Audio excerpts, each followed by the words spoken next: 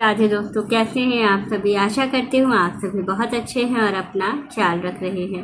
राधा रानी अपनी कृपा आप सब पर बनाए रखें। दोस्तों, आज हम बात करेंगे बैसाख महीने में शिव जी के किए जाने वाले उपायों के बारे में। बेल के फल का उपाय जानेंगे धन प्राप्ति के लिए। दूसरा क्या है, बैसाख के महीने में पार्थिव शिवलिंग के पूजन का क्या महत्व है ये जानेंगे। और केवल बैसाख के महीने में शिवलिंग पूजन का क्या महत्व है, कैसे उसके उपाय कौन कौन से करने चाहिए, सभी के बारे में आज हम लोग जानेंगे। तो आइए चलिए संपूर्ण नियम आप लोगों को बता देती हूँ। ये सारे उपाय, सारी विधि जो मैं बताऊंगी, ये सारा कुछ पंडित प्रदीप मिश्रा जी द्वारा बताया हुआ है। तो आइए चलिए संपूर्ण नियम आप लोगों को बता देती हूँ, क्या करना है, कैसे, उसके नियमों के अनुसार आपको सारी चीज़ें करनी है। सबसे पहला उपाय, सबसे पहली चीज़ हम लोग बात करेंगे बैसाख महीने की। जो बैसाख का महीना होता है, ये गर्मी का संकेत होता है कि अब गर्मियाँ शुरू हो गई हैं, क्योंकि इस टाइम से गर्मी बहुत तेज होने लगती है।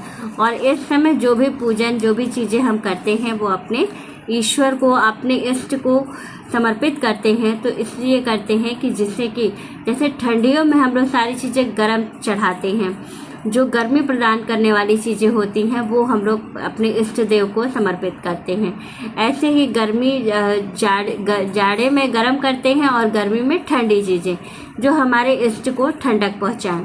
तो कौन कौन सी चीज़ें हैं और क्या क्या उपाय हैं, सभी के बारे में जान लेते हैं। तो जो बैसाख का महीना होता है, इस माह में बेल का विशेष महत्व है। आप लोगों को ये चीज़ पहले भी पता है कि बेल और बेल पत्र शिव जी को बहुत प्रिय है। तो जब भी हमारी कोई मनोकामना होती है तो उसकी सिद्धि के अनुसार हम बेल चढ़ाते हैं। जैसे कि जब हम संपूर्ण बेल, पूरा खड़ा जो समूचा बेल होता है, वो अगर हम शिव जी को समर्पित कर रहे हैं तो वो हम संतान प्राप्ति के लिए करते हैं, उसको हम फोड़ते नहीं हैं।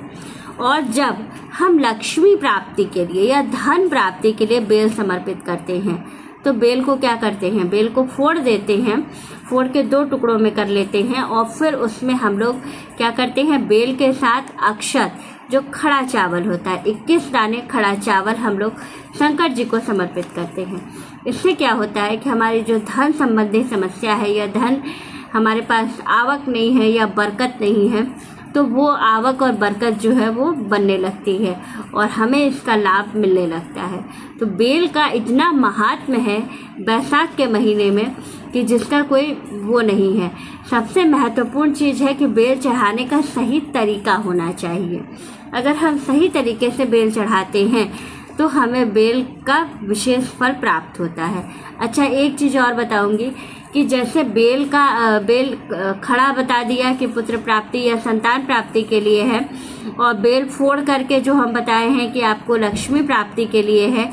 तो ये तो हो गया 2 उपाय। तीसरा उपाय ये है कि आपको बेल फोड़ के उसका शरबत बनाना है। चीनी आप डालना चाहें तो डालें, नहीं तो नहीं भी डाल सकते हैं। केवल जो बेल की मिठास है वही रहेगी। उसको क्या करिए, फोड़ लीजिए और गंगा जल या शुद्ध जल में उसको घोल लीजिए, घोल करके और उसको शिव जी पर समर्पित कीजिए। तो ये बेल रस बन जाएगा एक तरह का। तो जब हम बेल रस से भोलेनाथ का अभिषेक करते हैं तो हमको क्या फल मिलता है।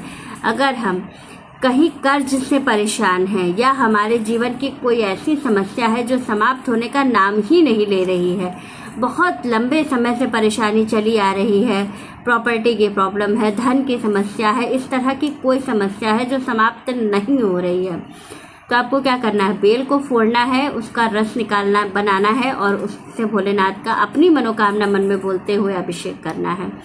तो इससे आपको बहुत जल्दी जो है अपनी समस्या से निजात मिल जाएगा। अब हम बात करेंगे कि बैसाख के महीने में पार्थिव शिवलिंग का निर्माण करके पूजन करने पर हमें क्या फल प्राप्त होता है। जो लोग प्रतिदिन या फिर सोमवार और प्रदोष के दिन बेल के पेड़ के नीचे पार्थिव शिवलिंग का निर्माण करके पूजन करते हैं, वो उनको एक बार शिवलिंग निर्माण करके और पूजन करने पर उनको जो है 1000 अश्वमेघ यज्ञ के बराबर फल प्राप्त होता है। तो एक बार करने पर जब हमें 1000 अश्वमेघ यज्ञ के बराबर फल प्राप्त हो रहा है, तो हम चाहे तो जो बैसाख के महीने में जितने सोमवार पड़ रहे हैं और जितना 2 प्रदोष पड़ेगा, मासिक शिवरात्रि पड़ेगी, शिव जी से संबंधित जितने दिन हैं सभी में अगर हम शिवलिंग का निर्माण करके और अपनी मनोकामना जो भी आपकी इच्छा है उसको बोलते हुए भोलेनाथ का पूजन करते हैं पार्थिव शिवलिंग बना करके, तो बहुत जल्दी भोलेनाथ सुनते हैं। क्योंकि पार्थिव शिवलिंग का जब निर्माण करके और पूजन किया जाता है तो भाव दूसरा होता है, और उस भाव से जब हम पूजन करते हैं तो प्रभु हमारी बहुत जल्दी सुनते हैं और बहुत जल्दी हमारी कामना की सिद्धि हो जाती है। तो इसका भी आपको ध्यान रखना है। अभी आपका जो बैसाख माह का कृष्ण पक्ष का जो प्रदोष पड़ेगा वो पड़ेगा 26 तारीख को। 26 अप्रैल को पहला प्रदोष है बैसाख मास का।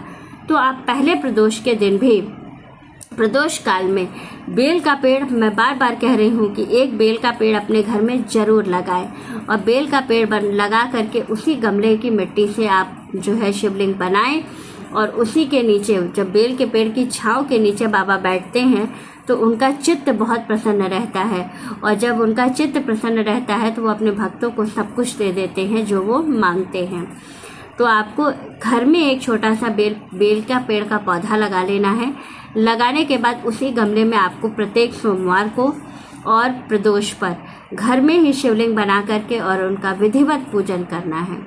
अगर आप ऐसा करेंगे तो आपकी 100% है कि मनोकामनाएं बहुत जल्दी पूरी हो जाएगी, क्योंकि बेल का पेड़ भोलेनाथ को अति प्रिय है, और उसके नीचे अगर आप उनको विराजित कर दे रहे हैं एक भाव लेकर के कि मैं बाबा को स्थापित कर रहा हूँ, तो आपकी मनोकामना बहुत जल्दी पूरी होती है। तो इसी तरह से बैसाख के महीने में पार्थिव शिवलिंग का यही महत्व है, और इसी तरह से पूजन करने पर आपको आपकी मनोकामना की सिद्धि बहुत जल्दी हो जाती है। तो वीडियो अच्छी लगे, जानकारी अच्छी लगे तो वीडियो को लाइक, शेयर और सब्सक्राइब ज़रूर कीजिएगा। राधे राधे दोस्तों।